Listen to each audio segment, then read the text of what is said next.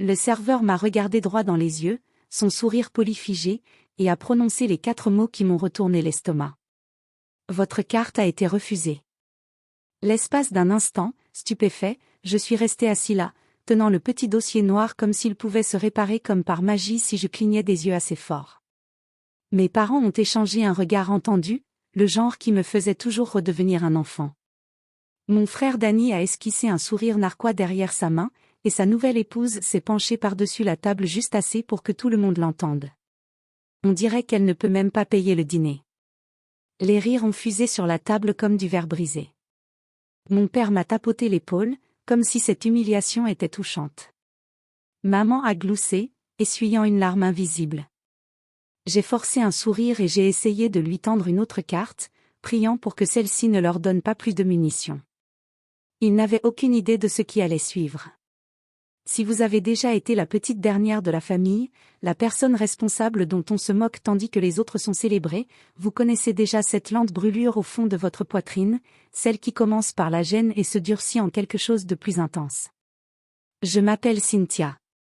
J'ai 28 ans et j'enseigne à l'école primaire Lincoln. Mes matinées commencent avant l'aube. Café, correction des copies, plan de cours, parfois des pleurs sur le parking du personnel avant que la cloche ne sonne. Mes nuits se terminent quand je ne peux plus garder les yeux ouverts. Je conduis une Honda Civic cabossée que je n'ai pas les moyens de faire réparer, et une radio qui ne diffuse qu'une seule station. Mes vêtements proviennent des soldes et les coupons sont mon hobby. Je vis simplement, mais je travaille pour chaque centime. Dans ma famille, cependant, rien de tout cela n'avait d'importance. J'ai toujours été la deuxième meilleure, la plus fiable, la plus discrète, l'invisible. Danny, mon petit frère, est né en or, bruyant, charmant, adoré sans effort. De son premier trophée de football à sa dernière facture de carte de crédit impayée, mes parents l'ont traité comme un rayon de soleil. À ses 18 ans, ils lui ont acheté une BMW flambant neuve pour qu'il puisse conduire en toute confiance jusqu'à l'université. Pendant ce temps, je faisais la navette pour aller à l'université dans une voiture qui calait à chaque feu rouge, jonglant entre 2 boulots pour payer les frais de scolarité. Quand j'ai demandé de l'aide, même pour les livres, papa a soupiré, on ne peut pas pour le moment, ma puce. Les dépenses de Danny sont exorbitantes.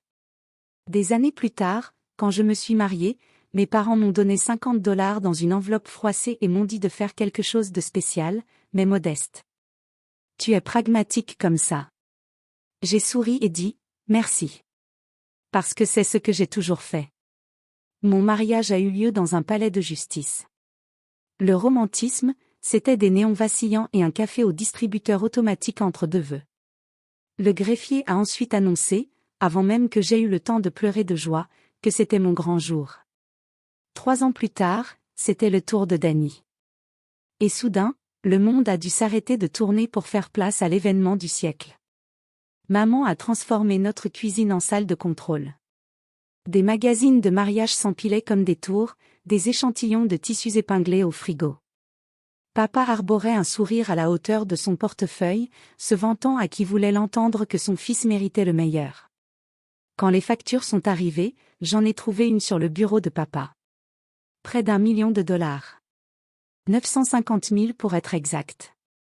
Un soir, une semaine plus tard, j'ai entendu papa au téléphone se vanter, rien n'est trop beau pour notre Danny. J'ai contemplé ces chiffres, incrédule. Ma fortune était loin d'être aussi importante. Lors d'un dîner de famille, mon oncle a plaisanté, eh bien, $50 pour le mariage de Cynthia et presque 1 million pour celui de Danny. On dirait qu'on sait qui est le préféré. La table a éclaté de rire. Maman s'est couverte la bouche en riant. Papa a levé son whisky et a trinqué à notre fierté et à notre joie. J'étais assise là, souriante comme si ça ne me déchirait pas de l'intérieur. Plus tard dans la soirée, alors que je rinçais leur champagne dans la cuisine, j'ai entendu Danny au téléphone dans le bureau de papa. Frère, ils ont dépensé presque toutes leurs économies pour mon mariage, a-t-il dit, tout étourdi. Et Cynthia, elle n'a pratiquement rien eu. Toujours aussi fauchée. Quelque chose en moi a craqué, mais ça n'a pas saigné. Ça s'est figé. Le jour J, je suis entrée dans la salle de réception. Une salle de bal scintillante, remplie de cristaux, de touches d'or et de fleurs qu'on ne voit que sur les balcons royaux. J'ai consulté le plan de table, cherchant mon nom, mes parents et la nouvelle épouse de Danny, au premier plan, près de la piste de danse, sous un lustre. Ma place, une petite table au fond, avec ma grand-tante de 85 ans et 2 inconnus du côté éloigné du marié. J'ai salué ma famille. Aucun d'eux ne m'a répondu. Pendant le dîner, les serveurs ont servi la table d'honneur en premier. Que de homards, mignonnes, champagne hors de prix. Lorsqu'ils sont arrivés de notre côté, la nourriture était tiède et les amuse-gueules raffinées avaient été vidées. Mon cousin a murmuré, « On va s'asseoir aux places les moins chères ce soir. » J'ai forcé un rire, mais même ma gorge était fatiguée. Faire semblant. Puis vinrent les discours. Papa se leva avec un verre de whisky haut de gamme, s'éclaircissant la gorge comme un homme sur le point de prononcer une déclaration nationale. L'un de mes enfants, dit-il en jetant un regard fier à Danny, m'a rendu incroyablement fier aujourd'hui. Quel beau mariage! Il marqua une pause, laissant les applaudissements résonner. Puis son sourire narquois me trouva à la table du fond. L'autre?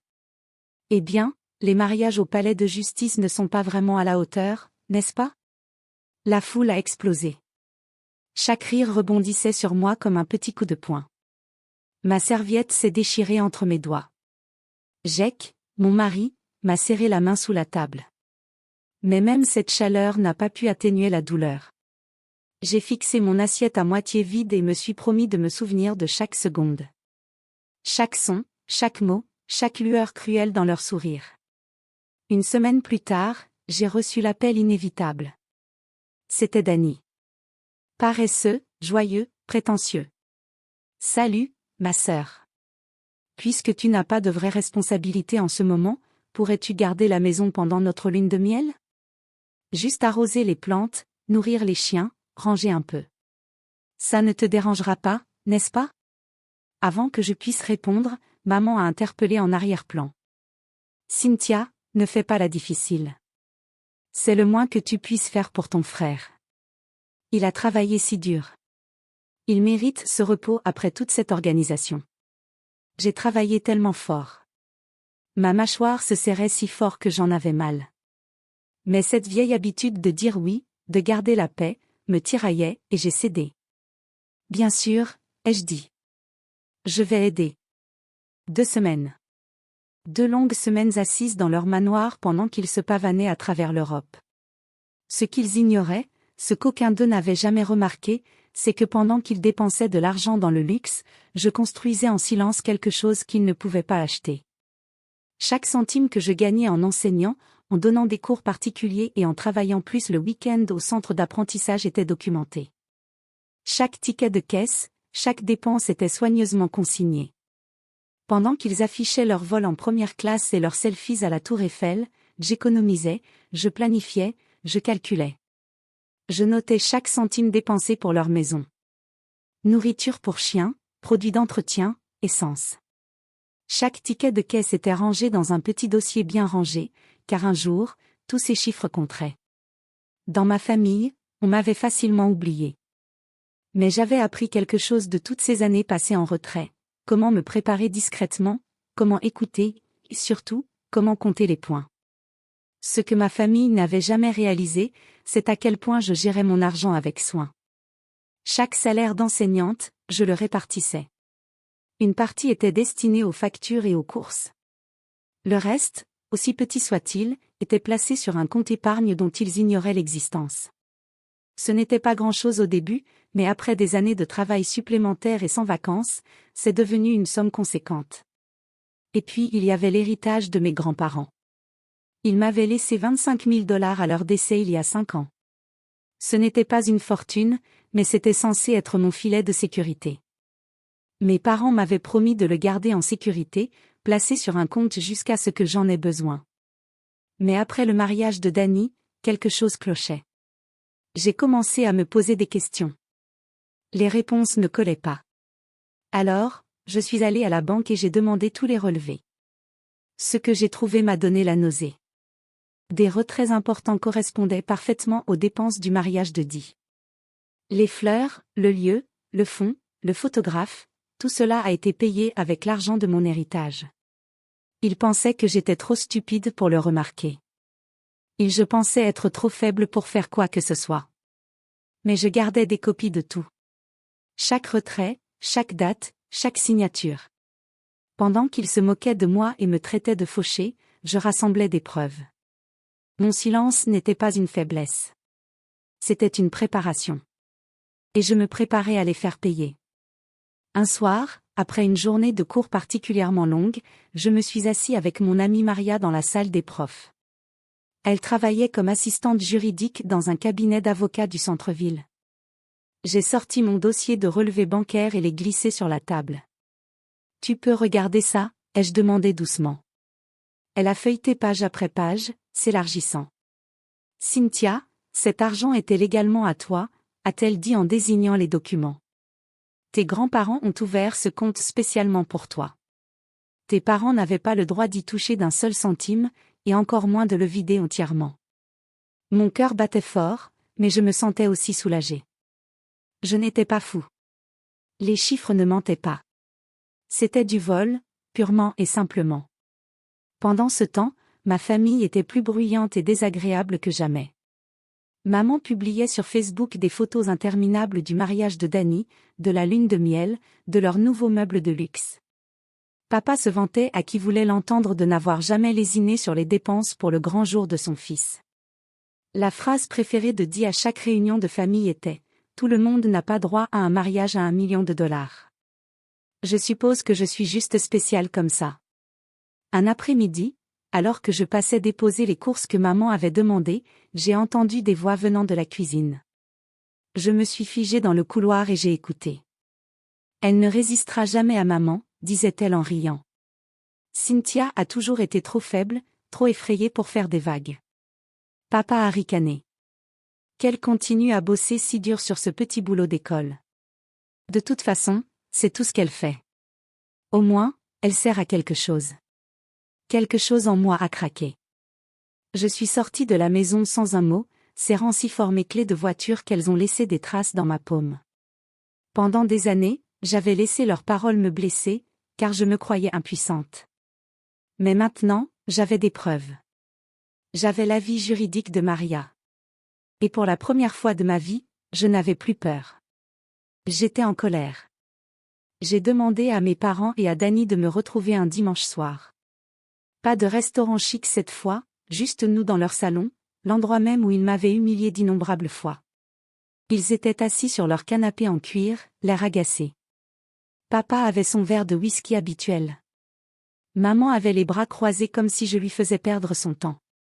Danny était allongé dans le fauteuil avec ce sourire suffisant que je connaissais si bien. J'ai posé mon dossier sur la table basse et l'ai ouvert lentement. « Ce compte en banque n'était pas à toi », ai-je dit en faisant glisser la première page vers papa. Il a laissé échapper un rire sec. « Oh, s'il te plaît, Cynthia, arrête de dramatiser. » Cet argent était l'argent de la famille. On en faisait un meilleur usage. Je l'ai regardé droit dans les yeux. Ce n'était pas l'argent de la famille. C'était le mien. Grand-mère et grand-père me l'ont laissé exprès. Et ces relevés bancaires prouvent que tu l'as volé. Son sourire a commencé à s'estomper lorsqu'il a examiné les documents. Maman s'est penchée par-dessus son épaule, et j'ai vu son visage pâlir en voyant les dates de retrait. Danny a ricané. Et si on l'utilisait ? De toute façon, tu es fauché. Tu ne saurais pas quoi faire avec un tel argent. Je me suis retournée pour lui faire face. En fait, je ne suis pas fauchée. J'économise depuis des années. J'ai été patiente. Et vous trois ? Vous allez découvrir ce qui arrive quand on vole à la mauvaise personne. La pièce est devenue complètement silencieuse, à l'exception du froissement des papiers et des mains tremblantes de papa. Cynthia, a commencé maman, la voix tremblante. Tu ne laisserais pas ça en dehors de la famille. Pense à l'effet que ça ferait sur notre réputation. Je l'ai regardé et je me suis souvenu de tous les dîners où il se moquait de moi. De tous les toasts qui me rabaissaient. De toutes les tables où il mettait de la viande. Tu aurais dû y penser avant de me voler. Papa a claqué son verre si fort que le whisky a éclaboussé partout. Tu n'oserais pas nous poursuivre en justice. Je l'ai déjà fait, ai-je dit calmement. Maria m'a aidé à porter plainte hier. Les papiers sont déjà dans le système. Ce n'est plus une menace. C'est fait. L'air suffisant de 10 est complètement évanoui. Les mains de maman se sont mises à trembler en attrapant les documents. Et papa, qui avait toujours des mots cruels à dire, est resté assis là, les yeux fixés sur les preuves de ce qu'ils avaient fait. Pour la première fois de ma vie, leur rire avait disparu. À la place, il y avait juste ce genre de silence qui précède tout s'écrouler. 2 mois plus tard, le procès était terminé. Le juge n'a pas eu besoin de réfléchir longtemps. Les preuves étaient claires comme le jour. On m'a ordonné de restituer chaque centime de mon héritage, plus les intérêts et les frais de justice. Mes parents n'ont pas contesté. Ils n'ont pas pu. Les relevés bancaires disaient tout. Ils ont dû vendre la BMW de Danny et contracter un emprunt pour me rembourser. Leur compte épargne dont ils s'étaient vantés avait été complètement vidé. L'attitude d'Annie avait changé du jour au lendemain. Plus besoin de se vanter de son mariage coûteux. Plus besoin de me traiter de fauché. Les factures de cette fête à $1 million continuaient d'arriver. Et sans papa et maman pour tout payer, ils devaient affronter la réalité du coût réel de ces dépenses. La lune de miel luxueuse, les meubles design, le luxe. Soudain, rien de tout cela n'était aussi facile à offrir quand ils ne volaient pas pour payer. Je ne suis pas resté pour leurs excuses. Il n'y en avait pas de vrai de toute façon. Au lieu de cela, j'ai acheté ma première maison avec cet héritage. Rien d'immense ni de luxueux, juste un petit 2 pièces avec un jardin où Jake et moi pourrions enfin construire notre vie. Le meilleur, c'est que j'ai invité mes parents et Danny à la pendaison de crémaillère. Je voulais qu'ils voient ce que j'avais accompli sans leur aide. Je voulais qu'ils comprennent que leur opinion sur moi n'était jamais la vérité. Lorsqu'ils sont entrés dans ma maison, celle que j'avais achetée avec mon argent, j'ai vu quelque chose de jamais vu auparavant. Du respect. Peut-être même un peu de peur. Ils ont compris que la fille qu'ils avaient toujours sous-estimée était plus forte qu'ils ne le pensaient. J'ai appris quelque chose d'important à travers tout cela. J'ai passé des années à essayer de gagner leur approbation, à me transformer en la fille responsable qu'ils voulaient que je sois. Je pensais que si je travaillais assez dur et que je restais assez silencieuse, ils finiraient par voir ma valeur. Ils ne l'ont jamais fait, et ne le feront jamais. Mais chez moi, financièrement indépendante et légalement justifiée, j'ai réalisé quelque chose de puissant. Je n'avais plus besoin de leur approbation. Ma vie, mon mariage, ma carrière. J'avais tout construit sur le travail et la détermination. Ils n'ont jamais compris. Pour la première fois de ma vie, leur silence ne m'a pas blessé. Il m'a libéré. Si vous avez déjà dû tenir tête à des proches qui vous traitaient comme si vous ne comptiez pas, abonnez-vous et racontez-moi votre histoire dans les commentaires. Je sais combien c'est difficile quand ceux qui devraient vous soutenir sont ceux qui essaient de vous démolir. Cette communauté l'a bien compris. Votre expérience compte et votre voix mérite d'être entendue. Partagez votre histoire ci-dessous et rappelons-nous que la vraie force vient de la capacité à se défendre, même lorsque sa famille essaie de vous rabaisser. Quel est le moment de justice le plus satisfaisant que vous ayez jamais vécu? Je lirai chaque commentaire.